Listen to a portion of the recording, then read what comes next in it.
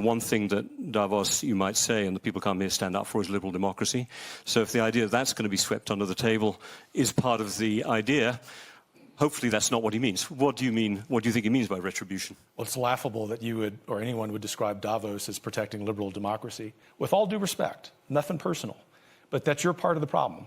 Political elites tell the average people on 3 or 4 or 5 issues that the reality is X, when in fact reality is Y.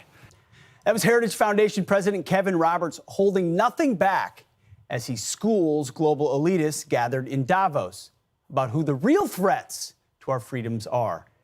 Kevin Roberts joins us now with more of his message. Kevin, we were watching, Rachel and I both have the same question. Did they invite you? Did you crash the party? How did you end up there? Oh, man, they invited me. I never would have gone there on my own volition. And in fact, when the invitation arrived at Heritage, Pete, I told my staff, y'all are playing a joke on me. I've not been invited to the World Economic Forum. But I'm glad I went, because just real quick point here, which I know you and Rachel not only agree with, but you really personify every time you're on TV. You know that the average person is really frustrated with what self-appointed elites tell us. And so it's a privilege. It's the greatest privilege of my life to go speak on their behalf. No doubt. So you were there as part of a panel entitled "What to Expect from a Possible Republican Administration." So were you almost there like, were you meant to be kind of like a zoo animal for those at Davos? Like, who are these Republicans that might take power again?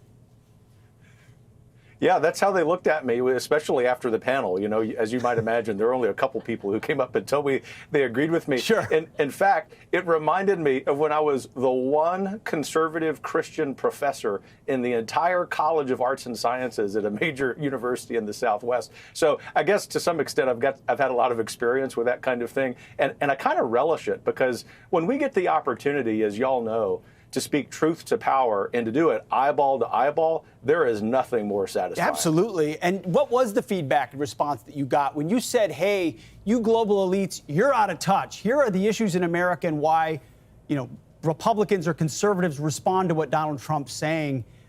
What did they say?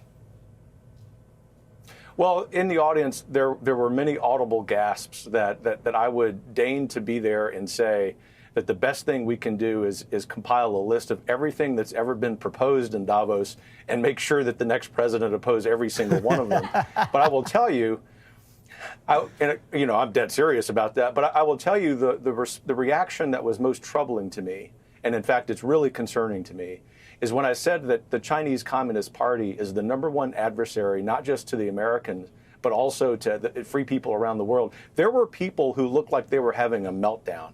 And Wow. Europeans, I mean, this tells you how successful the insidious efforts of the CCP have been. And look, if anything comes out of this experience last week in Davos, by what I said, by what my friend President Milei of Argentina said, it's confronting the Chinese Communist Party. In other words, that can be the litmus test. If we realize the West is rising up against this threat, then actually I think we can be relatively hopeful that we're going to reclaim this country.